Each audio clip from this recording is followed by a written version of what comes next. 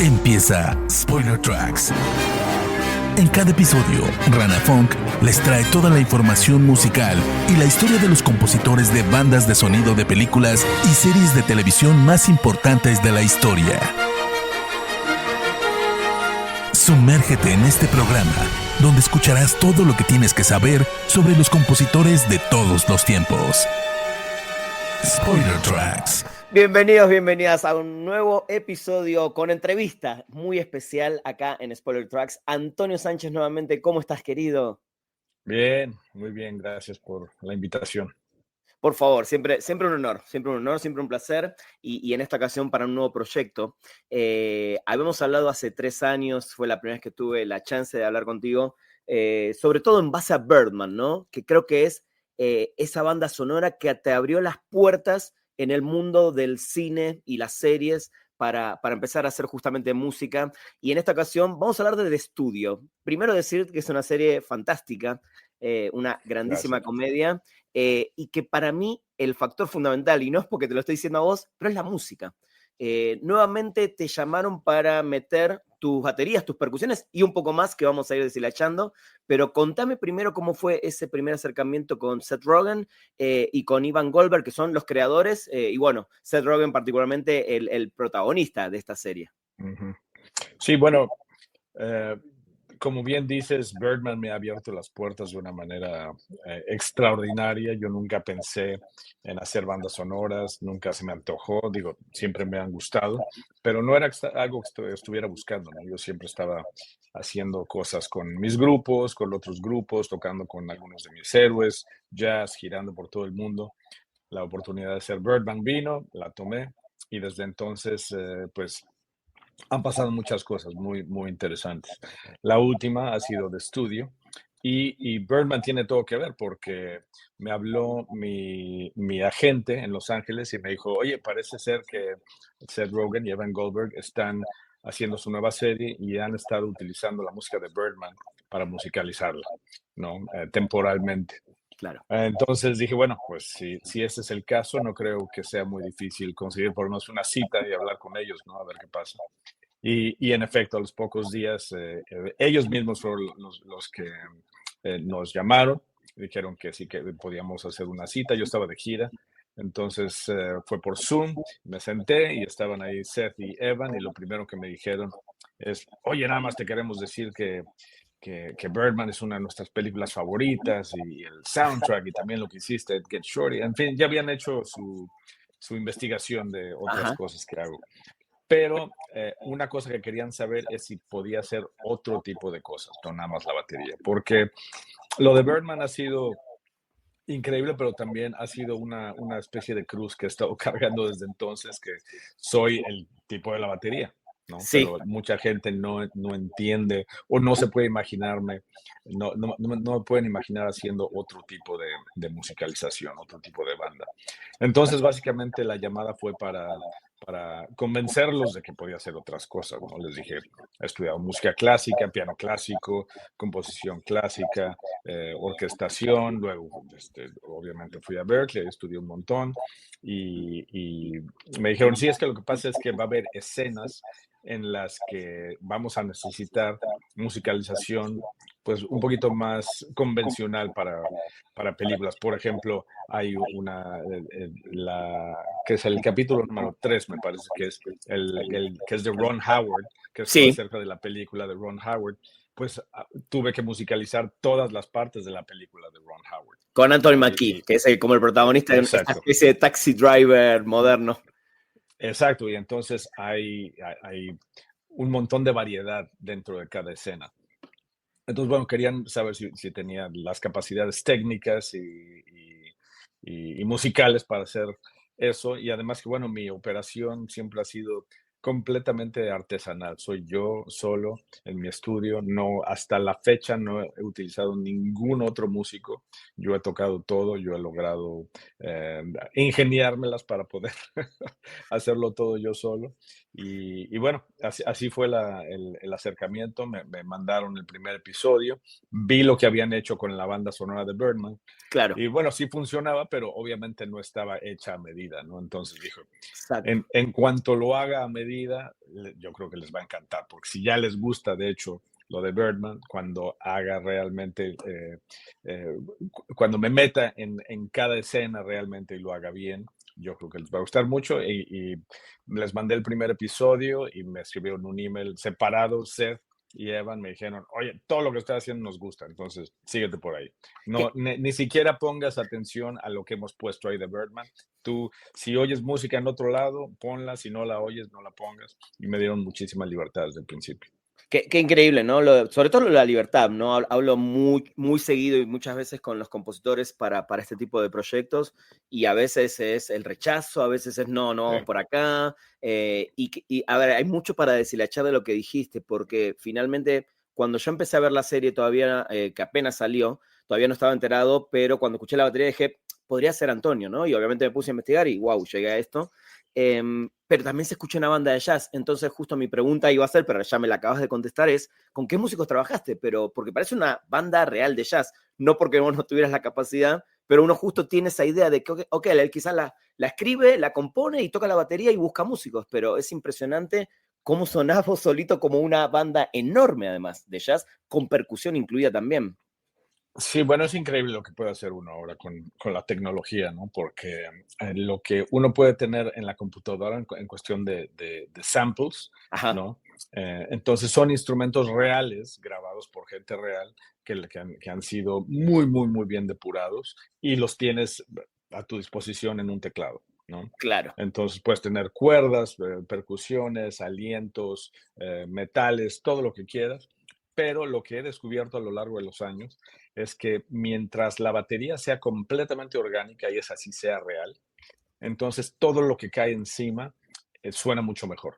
Entonces puedes poner un bajo, bueno, que yo toco el bajo también, Ajá. pero a veces si quiero un bajo acústico, yo no puedo tocar bajo acústico, es un instrumento muy, muy, muy difícil. Hay que hacerlo Entonces, sonar, digamos, ¿no? claro, claro. Entonces, tengo unos muy buenos plugins, ¿no? Lo que se llaman plugins en la Sí, computadora de bajos. El que más uso es a Patitucci, que es mi amigo, John Patitucci, el gran bajista que tocó con sí. Chick Corea durante muchísimo tiempo. Entonces, él tiene un plugin buenísimo, entonces uso ese, pero con mi batería completamente orgánica por abajo, entonces ya suena como que son dos músicos que están tocando juntos. Y así es como he estado librándola hasta ahora. No, increíble, es un trabajo impresionante. Antonio, cuando me contaste cómo fue el proceso con Berman y me decías, yo lo tenía a Iñárritu conmigo y me iba diciendo y me marcaba y estaba al lado mío en la batería, obviamente ahora el proceso muchos años después es muy diferente. ¿Cómo cambió ese proceso? Porque además lo que siento es que además la batería ahora suena mucho más moderna, sin dejar de sonar una batería de jazz, porque es una banda sonora tirando al jazz, ¿no? Pero suena mucho más, no sé cómo explicarlo, más moderna, con más reverse, más grande suena todo, ¿no? En esta serie. Claro, bueno, una de las cosas, la cosa principal es que cuando hice Birdman no tenía la menor idea de lo que estaba haciendo, ¿no? Para empezar, yo sabía improvisar, sabía tocar la batería, obviamente, pero lo que conlleva hacer una banda sonora, yo nunca había hecho nada. Entonces, bueno, por suerte estaba Iñárritu ahí, que sabía muy bien lo que quería, Sí. y él fue, digamos, el autor intelectual y yo fui la herramienta con la cual hizo lo que quería hacer. Pero, por ejemplo, si me pusieras ahora Birdman, sería una banda sonora completamente diferente. Y me parece que sería mejor, porque nunca tuve realmente tiempo de meterme 100% en la película. Ahora que llevo haciendo los shows de Birdman, que los hago en vivo, ¿no? Paso la película, musicalizo toda la banda sonora. Y también he estado añadiendo más cosas, ¿no? A veces digo, a ver, déjame intentar cómo sonaría aquí si añado más cosas en una escena que normalmente, originalmente no llevaba batería. Y bueno, como te digo, hay muchas cosas que hubiera hecho diferente. Ahora lo que sé hacer mucho mejor es adentrarme en la escena. No, jugar con el diálogo, jugar con los movimientos. Siento que Birdman era más bien como una cama percutiva, ¿no? Ajá. Y la escena iba pasando por encima. Y obviamente funcionaba porque había mucha tensión, había mucha intensidad, la batería es un instrumento perfecto para crear tensión, para crear estrés. Y bueno, funcionó muy bien, pero ahora que la he hecho en vivo tanto, ahora que conozco perfectamente bien los diálogos, o sea, te puedo recitar todos los diálogos de memoria porque he hecho la película cientos de veces ya. Claro, Ahora hago una versión mucho más sofisticada, ¿no? Y ahora lo que estoy haciendo con el estudio, pues es lo que me hubiera gustado hacer con Birdman, que tengo realmente el capítulo, me siento con él, lo analizo, marco en mi sesión de Pro Tools o cuáles son los puntos más importantes e intento un montón de cosas. Otra cosa que fue muy diferente cuando hice Birdman es que yo no tenía un estudio propio, ¿no? Sino yo tenía que ir a algún estudio y hacerlo ahí. Ahora, con el lujo de tener mi propio estudio, pues puedo hacer lo que yo quiera, tomarme el tiempo que claro. quiera y ponerme a, como dices, ¿no?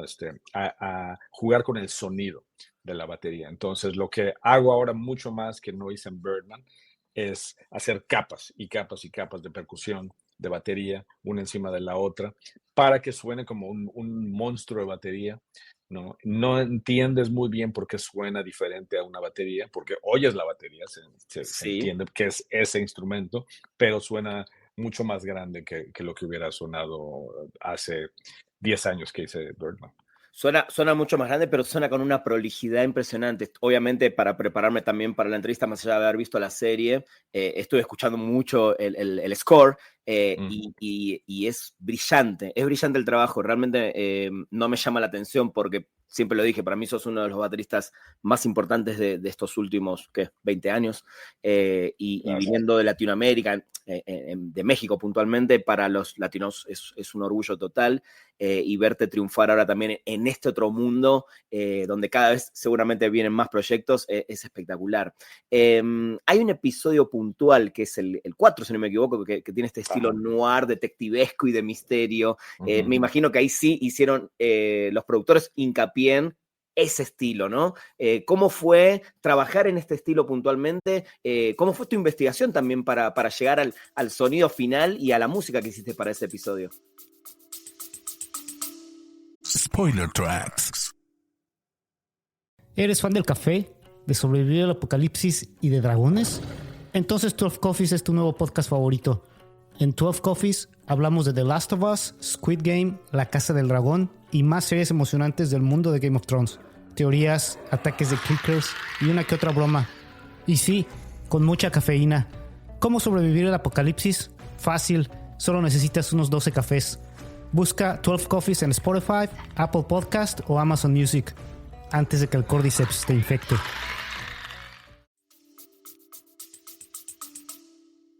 Sí, bueno, de entrada me dijeron, este episodio va a ser muy diferente, la música queremos que sea diferente, todo va a ser diferente. Entonces te lo vamos a mandar y te lo vamos a mandar con un poco de música para que te inspires. Y la mayoría era de Jerry Goldsmith. Y, y no me acuerdo de qué película era, pero bueno, en cuanto lo escuché, Ajá. dije, ya entiendo por dónde va la cosa, ¿no? Es de misterio, ¿no? Con mucha orquestación, que suene lleno, que suene lindo, que tenga mucha propulsión. Y que tenga completamente otro tipo de instrumentación que no sea nada más batería. Entonces, me dijeron, nos gustaría que la instrumentación noir, digamos, empezara de la mitad del episodio hasta el final. La primera mitad nos gustaría que fuera como normalmente han sido los otros episodios. Entonces, bueno, una vez que encontré, porque la cuestión cuando es, por ejemplo, toda la serie, si ves la serie como la serie completa, 10 Sí, episodios, bueno, obviamente el sonido principal es el de la batería. Entonces sí. ya sé cuál es la fórmula para eso. Nada más son encontrar en cada escena lo que funciona mejor. Pero cuando es un episodio como el 4 o el 10, que eran episodios muy, muy diferentes y que querían cosas muy diferentes, entonces era como que encontrar la fórmula, el código para ese episodio, ¿no? Porque si toda la serie hubiera sido noir, entonces, por ejemplo, encuentras tus 2, 3 temas y esos los empiezas a desarrollar de diferentes maneras por toda la serie, ¿no? Y encuentras el tema de la serie, etcétera. Ajá. Pero aquí era encontrar el tema del episodio, nada más. Y tampoco sin que Entonces, se vaya completamente para otro lado del sonido que estabas creando para el resto, ¿no? exacto. Entonces, bueno, la ventaja es que obviamente la batería sigue siendo una parte muy, muy, muy primordial, ¿no? Sí. Del sonido. Entonces lo que hice es que grabé sobre todo casi toda la batería al principio, ¿no? Y después empecé a tratar de encontrar la sonoridad eh, adecuada, ¿no? Entonces, cuando oí lo de Jerry Goldsmith, había muchos metales, había muchos alientos, había cuerdas, había un montón de cosas. Pero yo no quiero hacer una copia, obviamente, de lo que Claro, hizo Jerry Goldsmith, ni siquiera podría, ¿no? Porque él tenía, obviamente, una orquesta completa a su claro. disposición, yo no. Y bueno, esa fue una de las cosas que cuando empezamos a platicar de hacer la serie, dijeron, no, porque vamos a querer que haya score, ¿no? Grande. Y le dije, bueno, pero nada más vamos a poner las cosas claro. Todo lo voy a hacer yo, ¿no? O sea, no vamos a tener una orquesta. Sí, no, Exacto. no, no, no, no, no, no hay presupuesto No hay para presupuesto. orquesta. Sí. Claro. Entonces, ok, ya entendí la misión. Y una vez que empecé a encontrar los temas, digamos, a mí es lo que más me gusta, ¿no? Cuando encuentras el tema que funciona, que en ese caso era parara, para. Sí, Entonces, eso lo empiezas a desarrollar. Estudié mucho música clásica, cómo desarrollar temas. Es lo que hago en la batería cuando improviso también. Entonces, fue nada más encontrar los temas, ponerlos en los lugares adecuados y orquestarlos, ¿no? Y la primera mitad, como había dicho, estaba medio vacía porque era nada más la batería. Entonces, una vez que les mandé el episodio y escucharon ya todo de principio a fin, me dijeron, uy, no, pero ahora la primera mitad se oye muy vacía. Entonces, queremos todo el episodio así. Entonces, claro. bueno, por suerte, como ya tenía todo el material para la segunda mitad, fue nada más cuestión de copy and paste, básicamente, algunos de los temas. Como ya tenía la batería, todo lo hago con metrónomo, con click, Ajá, entonces todo funcionó muy bien. todo encaja. Y sí, todo encajó. Y fue mi episodio favorito, yo creo, porque cuando hacer lo de la batería lo puedo hacer perfectamente bien, muy rápido, y eso ya lo sé, ¿no? Entonces, a mí lo que me gusta es cuando me llega un reto extra que nunca había hecho, una instrumentación y un sonido noir así misterioso, nunca había tenido realmente que hacerlo en ninguna banda sonora. Entonces, fue muy satisfactorio para mí. Definitivamente esta es una banda sonora que te abre ahora el juego para otro tipo de bandas sonoras también. Pues eso espero, porque te digo, ha sido un poco la cruz de esta cuestión y como la serie es tan pesada con la batería, entonces, bueno, también es lo que se le queda a la gente, ¿no? Entonces, espero que hoy oigan otros episodios y digan, bueno, sí, hay más posibilidades sonoras. No tengo dudas, además me imagino la cantidad de gente que se le acerca justamente a estos Seth Rogens y a estos productores tan importantes en Hollywood y les deben preguntar, che, ¿con quién trabajaste, no? Claro. Porque ese mundo es muy también de la conexión, ¿no? Y de la recomendación. Uy, Eh, muchísimo. Y además, bueno, una cosa que he aprendido es que todo mundo tiene su gente, claro, ¿no? O claro, claro, sea, claro, eh, cuando Iñárritu me llamó, ya tenía su gente. Fue porque fue un proyecto especial, claro. ¿no? Entonces, hay gente que lleva trabajando con sus compositores desde hace, pero décadas. Entonces, de repente meterte ahí no es nada No es fácil. nada Entonces, fácil, no es nada los fácil, claro. proyectos a los que me han llamado es porque o por lo menos tienen la impresión de que yo soy el único que puede hacer este tipo de sonoridad. Está bueno. Totalmente, pero ahí se va abriendo y así como hiciste esta música para esta especie de película de Ron Howard dentro de estudio, también hiciste como el tema principal del estudio Continental, que es este estudio ficticio que maneja Seth Rogen, ¿no? Ujú. ¿Te inspiraste Sí, ahí en estas clásicas, no sé, de Fox o estas típicas claro, canciones 20th de estos Century estudios? Fox. Sí, Sí, ¿no? y como llevo haciendo, te digo, los shows de Birdman, lo primero que sale es 20th Century Fox. Rapa, Claro, rapa, clásico. rapa, ¿no? Entonces, sí, fue un poquito igual encontrar la melodía. Me acuerdo que yo estaba porque me pidieron hacer eso y yo estaba de gira en algún lugar y estaba en un aeropuerto y estaba tratando de pensar así como en mi cabeza a qué podría sonar y se me ocurrió la melodía esa, así una melodía muy típica de eso, ¿no? Como un himno así Sí, muy épico. Y nada más la grabé así en mi teléfono y al llegar, estaba en el hotel y dije, a ver, bueno, voy a empezar a trabajarlo. Y yo creo que me la eché en una hora más o menos. Y empiezas a ver, este tipo de cosas tienen muchas flautas súper arriba, ¿no? Con trinos, etcétera. ajá, Entonces, ya escuchando lo que hacen normalmente, pues fue más o menos emular eso y al final dije, mira, sí suena como si fuera Como para un mainstream de estudio de estudio, verdad. sí, Sí, sí. sí. Está Sí, increíble, está increíble. ¿Segunda temporada? ¿Se habla ya sí, de...? ya está confirmado. Y se habla, obviamente vas a seguir trabajando. Bueno, eso espero. Digo, nadie me ha dicho que no. Vamos, muy bien, muy bien. Muy bien. No, Entonces, además es una continuidad lógica, ¿no? Debería serlo. sí, o sea, sería muy extraño que de repente ahora fuera un score completamente diferente. Además, digo que tuvimos muy buena relación, tuvimos Qué bueno. muy pocas instancias en las que no, esto no está funcionando, vamos a hacerlo otra vez. Fueron muy pocas realmente y quedaron muy satisfechos. Y bueno, es curioso todo esto porque, o sea, yo estaba en mi estudio, porque me mudé a España hace un par de años, estoy en Barcelona y estaba en mi estudio en España haciendo todo esto y bueno, lo mando a Hollywood y de repente, bueno, ya lo veo en la televisión y yo no he conocido a nadie en persona, Eso te iba a ¿no? Y entonces, preguntar. Siempre por todo virtual. suerte, ahora como fue, sí, ha sido todo virtual, pero ahora como está la campaña para los semis muy fuerte, entonces, Apple quería que también hiciéramos una campaña para la música. Entonces, entre gira y gira, pude ir a Los Ángeles, hicimos un par de eventos y ya conocía todo el cast y fue muy lindo, por ejemplo, cuando conocí y bueno, era un evento gigantesco, con gente, ya sabes, alrededor del cast todo el tiempo, queriendo Claro. autógrafos, bla, bla.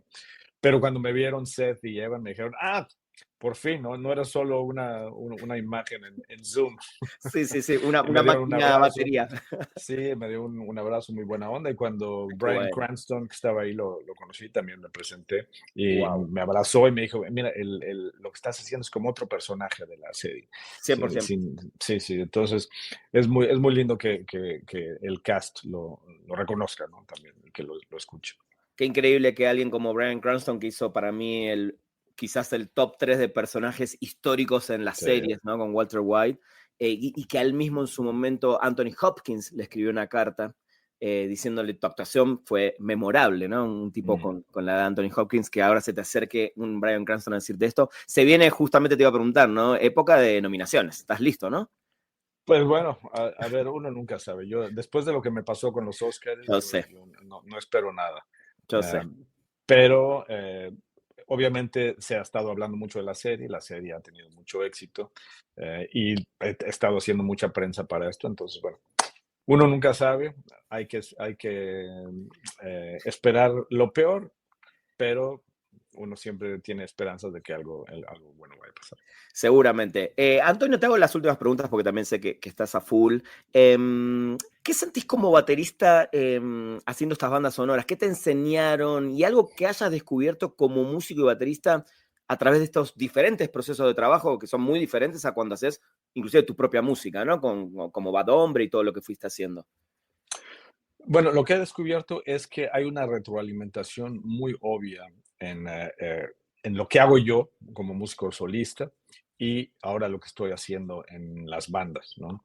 Lo que hice en Birdman me dio muchas ideas para hacer un disco solista, que fue lo que hice en mi disco Bad Hombre, que fue batería, pura batería y electrónica encima, Sí, ¿no?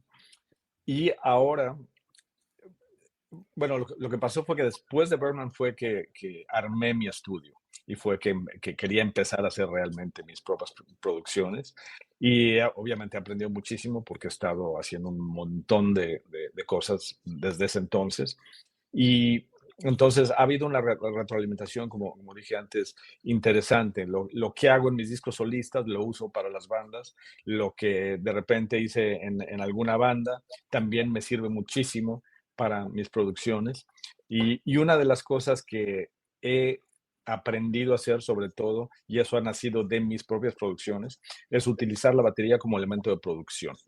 Entonces, por ejemplo, el disco más reciente que hice, que se llama Shift, que es el disco donde tengo a Dave Matthews, a Trent Reznor, a Pat Atticus. Metheny, Michelle Atticus Ross, en fin, un montón de gente que digo, yo siempre digo que yo soy el menos famoso de todo el disco, y lo cual me encanta, ¿no? Que toda esta gente haya dicho que sí.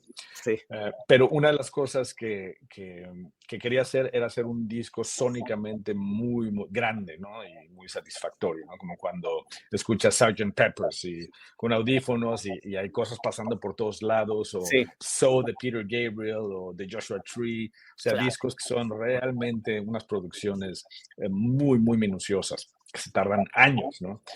Entonces yo quería hacer mi versión de eso. Y una cosa que me di cuenta es, ok, si tú, cualquiera de estos discos que acabo de mencionar, hay una cantidad de voces, hay una cantidad de guitarras, bajos, teclados, percusiones, pero solo hay una batería. Tú oye, escucha cualquiera de estos discos y vas a oír, por ejemplo, en Soul, Manu Katché Sí, o Stuart Copeland en un par de temas, en ajá, un tema, pero es una batería. No oyes como que 3 baterías o 4 baterías, ¿no? Haciendo cosas diferentes. Entonces yo dije, no, yo quiero utilizar la batería igual que se utilizarían teclados, ¿no? O voces, ¿no? Hacer capas y capas y capas. capas. Y eso fue lo que hice en ese disco. A veces tenía 6, 7 baterías haciendo cosas diferentes. Una paneada de un lado, la otra del otro, una con compresión, una limpia, una que hace esto, una que hace lo otro, ¿no? Entonces empecé a disfrutar muchísimo ese proceso y ahora en The Studio me ha servido muchísimo porque hago digamos, un master take de una escena y luego empiezo a hacer capas, ¿no? Y otra batería con compresión y otra batería limpia y una batería que nada más viene por abajo, un poquito de percusión por acá. Entonces, cuando ves mi sesión en Pro Tools, son unas sesiones enormes Enorme. de 6 o 7 baterías que están haciendo cosas diferentes, pero como soy yo haciendo todo, pues obviamente me acoplo a mí mismo muy, muy fácilmente y suena como una batería muy grande. Increíble, está buenísimo. Nombraste a Trent Reznor y Atticus, justo hace 3 años que hablábamos, ellos estaban casi ganando el Oscar por Soul y me nombraste esa banda sonora y participaban, justo me decías que iban a participar en tu disco. ¿Qué te quedó de esa experiencia? Y además ellos ahora que son casi los reyes también, ¿no? Del Sí. score en Hollywood. ¿Cómo está la relación con ellos puntualmente? Bueno, hicimos eso y bueno, cada quien tiene, obviamente, Sí, agenda. es muy común que haces un proyecto y luego, bueno, tal vez en algún momento te reencuentras. Pero la experiencia fue increíble. Para mí, el solo hecho de que hubieran querido hacer esto conmigo fue un halago enorme y nació porque nos conocimos en los Golden Globes cuando ellos estaban nominados que no me acuerdo qué película era. En la No me primera, acuerdo ahorita. puede ser Sí, Social Network, quizás. no, no, no, no, no. Después. Fue al mismo tiempo de Birdman. Ay, no No me recuerdo acuerdo. ahora. Ahora la buscamos igual. Mientras vos Sí, me ahorita contás, la yo la voy a buscamos. buscar. Pero bueno, ese día nos conocimos y Trent me dijo, inventaste una manera nueva de hacer scores con lo que acabas de hacer con Birdman. Entonces, desde ese momento dije, bueno, obviamente es alguien que me tiene presente y fue cuando le pedí que si podía hacer este proyecto conmigo y como le había gustado tanto Birdman, pues accedió rápidamente, fácilmente y bueno, ¿qué te puedo decir? Trabajar con alguien así fue increíble. Increíble. Antes de que me cuentes lo que estás haciendo ahora y que se viene, una pregunta que está candente en estos días, sobre todo en el mundo de la música y de los actores. Inteligencia artificial. ¿Qué opinas en general de lo que está pasando en el arte, sobre todo? No en otro tipo de usos de esa tecnología. Pues mira, como todo lo que está pasando en este mundo y todo lo que suele suceder en sociedades capitalistas, es que no hay manera de ponerle freno a nada, ¿no? Entonces, si hace dinero, entonces hay que explotarlo al máximo. Y si te puedes ahorrar dinero quitándole el trabajo a otras personas y haciéndolo gratis, utilizando una persona que va a hacer el trabajo de 100, pues obviamente las compañías siempre están buscando redituar lo más posible, ¿no? Creo que como músico de jazz, tengo un poco más de ventaja Ajá. porque para que la inteligencia artificial alcance a hacer lo que se puede hacer una persona improvisando realmente, yo creo que se van a tardar muchísimo, si es que lo logran algún día, porque eso es lo más difícil. Por ejemplo, si tú escuchas lo que puedes hacer con una canción de pop, de rock, de country, ¿no? Que nada más le pones unos prompts, ¿no? De que, a ver, hazme una canción sobre esto, esto y esto.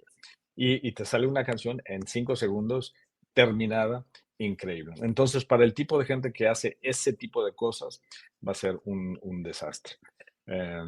Para los actores también. He estado viendo los videos ahora que han estado poniendo del nuevo sistema de Google y es que ya no puedes ver la diferencia. Es Increíble. la cuestión. Antes lo podías escuchar, lo podías ver, ahora ya no. Entonces, pues si se gastaban, y también es comprensible, es como cuando hacían automóviles a mano, ¿no? Que había fábricas llenas de personas, ¿no?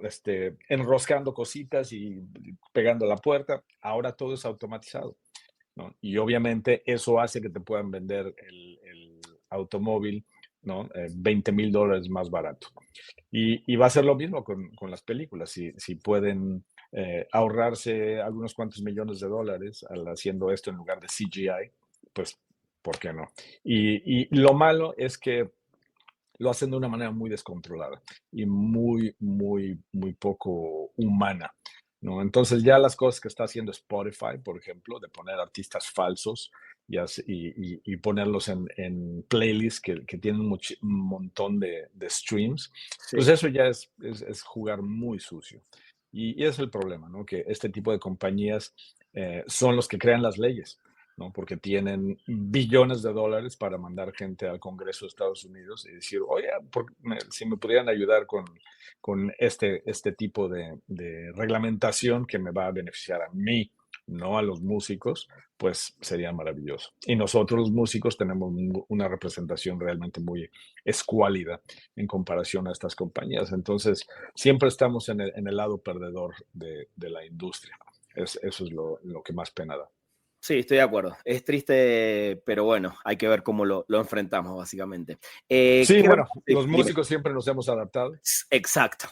y creo que encontraremos la manera, pero va a haber muchas víctimas de Sí, todo esto, seguro. estoy de acuerdo. Creo que la película era The Girl with the Dragon Tattoo en esa época de Trent Reznor en las nominaciones que hablábamos recién.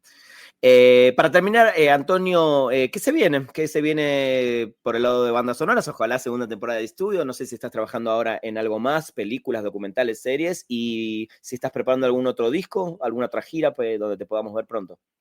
Sí, pues mira, acaba de salir un disco de un trío que es un trío colectivo que armamos con Bela Fleck, que es, para los que no lo conocen, es el único, ¿cómo se dice? Banjonista, como si Ajá.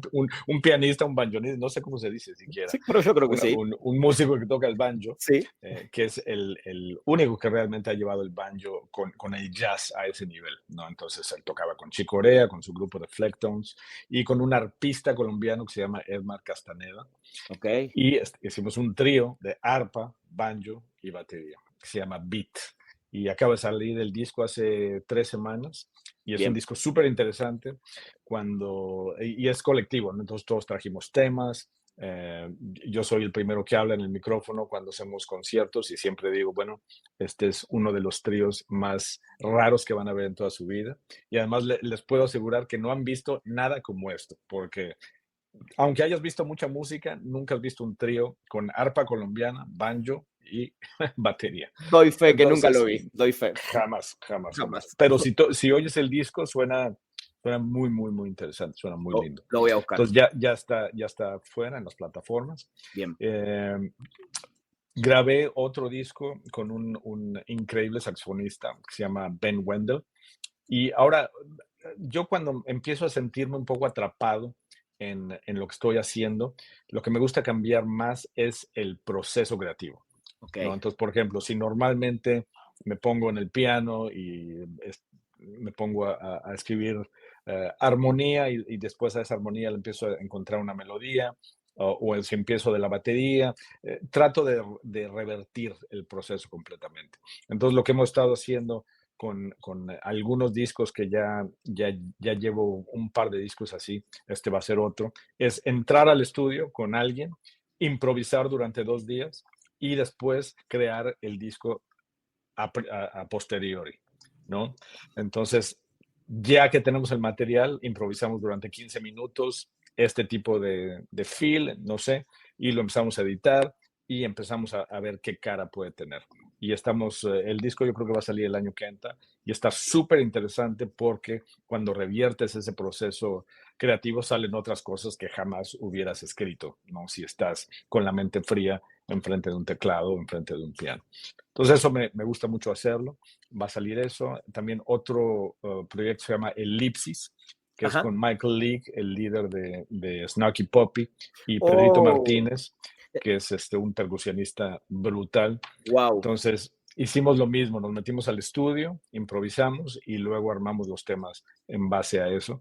Y el disco quedó increíble porque viene todo de ritmos de la religión yoruba, santería, música afrocubana, pero con teclados, sintetizadores y voces que Pedrito toca la percusión y canta de una manera brutal. Wow, entonces, qué interesante. Está súper interesante, eso va a salir, no estoy seguro si en el otoño o a principio de año. Y luego grabé yo otro disco que son puros dúos, un dúo con John Scofield, uno con Bill Frisell, uno con Chris Potter, uno con Joel Ross y otro con Bella Fleck. Y he estado trabajando en eso, pero ahora el momento político y cultural que estamos viviendo, me parece que necesito hacer otra cosa. Mi instinto me dice que necesito hacer un álbum un poco más que afronte el momento que estamos viviendo ahorita, que es, a mi manera de ver las cosas, una de las crisis más serias que hemos tenido en la historia, ¿no? Sí, porque desde la Segunda Guerra Mundial ha habido un orden ideológico, un orden político y está siendo destruido ahorita y bueno, obviamente, ni siquiera entrando a lo que está pasando con los migrantes aquí en Estados Unidos. Entonces creo que necesito hacer un disco que hable un poquito más de esto por ahora. Qué interesante, te apoyamos muchísimo y sos una persona que todo el tiempo, ¿no? Está también expresando sus opiniones políticas, ¿no? En tus redes, así que te felicito también por esa decisión. Me parece de un riesgo muy humano y muy audaz también. Pues yo siento que es casi obligación. Digo, yo soy mexicano, pero también soy americano. Viví más tiempo en Estados Unidos que en México. Entonces, bueno, siento esa dicotomía muy, muy fuerte y siento que hay que alzar la voz porque si no, el silencio es complicidad implícita, me parece, en estos momentos. Te aplaudo. Gracias, Antonio. Gracias. Gracias a ti. Antonio, como siempre, me quedaría horas hablando contigo. Tenés ya una carrera increíble. Espero, y no lo digo de mala manera, espero que la próxima ya no hablemos de Birdman. Porque justo, ¿no? Entiendo que justo fue ese inicio, pero ya está, ¿no? Ya pasó y ahora tenés un mundo impresionante y exploraste un mundo a partir de ahí muy amplio y se viene seguramente con todo lo que me contás y todo lo que vendrá un mundo todavía mejor del que hasta el que llegaste hasta hoy, ¿no? Pues si es que no nos ha matado AI a todos hasta ese entonces, me parece muy buena idea. Totalmente. Antonio, te mando un abrazo grande. Un placer, como siempre, tenerte acá en Spoiler Tracks de Spoiler Time. Igualmente, un abrazo y gracias por la invitación, como siempre. Gracias. Gente, esto fue un grandísimo nuevo episodio con Antonio Sánchez acá en Spoiler Tracks y nos vemos en todo lo que hacemos en Spoiler Time. Muchas gracias. Adiós. Esto fue Spoiler Tracks. Los esperamos en el próximo episodio con más información y la música de los mejores compositores de bandas de sonido de películas y series de televisión de la historia. Spoiler Tracks.